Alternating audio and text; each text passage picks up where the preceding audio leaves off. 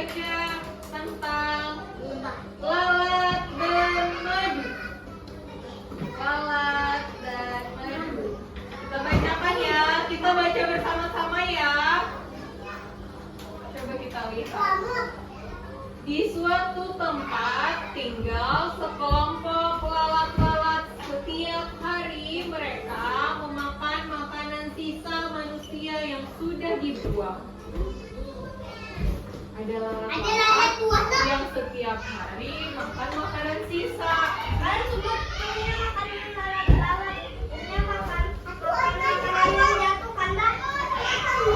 Wah, banyak sekali makanan kita kali ini.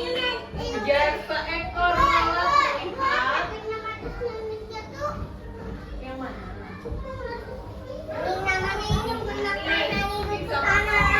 Sisa makanan.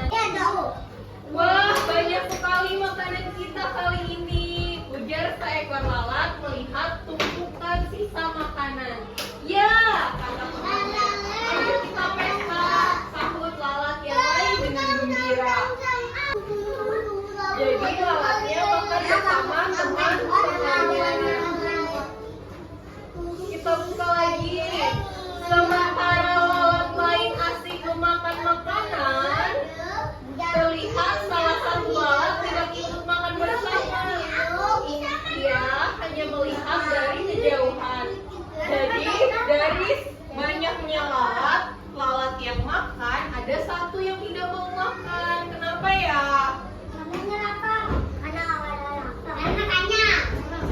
Coba kita buka lagi ya. Hei, kau tidak ikut makan dengan kami. Lihat, makanan sangat berlimpah. Ujar kawannya kepada lalat tersebut. Tidak, aku tidak mau, jawabnya. Padahal ia nampak sangat kelaparan. Padahal lalatnya lapar, tapi dia tidak mau makan.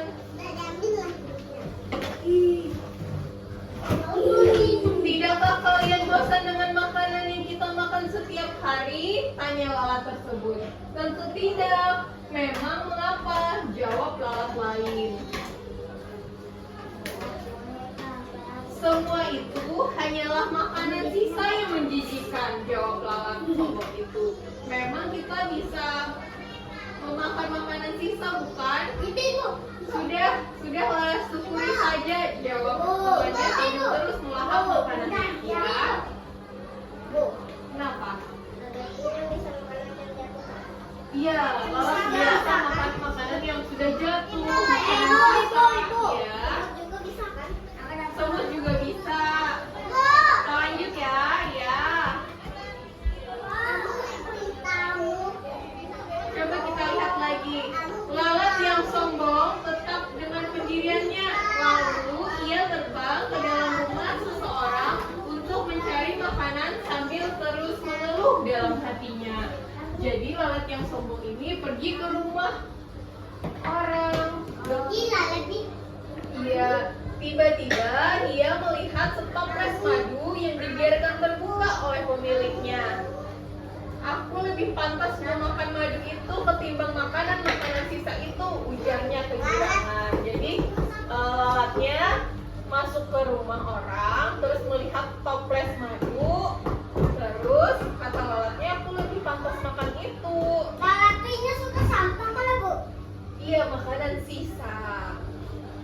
Kemudian tanpa berpikir dahulu, ia langsung masuk ke dalam toples tanpa mengajak temannya yang lain karena ia takut kehabisan. Jadi setelah melihat toples, lalatnya langsung masuk. Setelah masuk, dengan lahap ia menjilati madu yang manis itu. Manisnya, kata lalatnya. Setelah cukup kenyang, ia berniat untuk kembali ke teman-temannya. Namun madu yang lengket membuat ia terjebak. Jadi ketika lihat madu, lalatnya makan, tapi karena madu lengket, lalu dia terjebak, tidak bisa keluar lagi. Madu itu lengket, kalau Bu?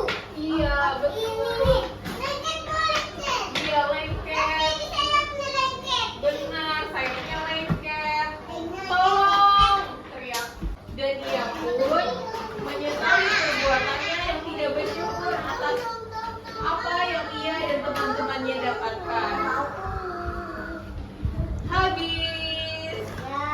Jadi tadi ceritanya tentang apa? Tentang lalat dan madu. Nah, jadi biasanya lalat makan sisa-sisa dari makanan manusia. Tapi ada satu lalat yang tidak mau makan makanan itu.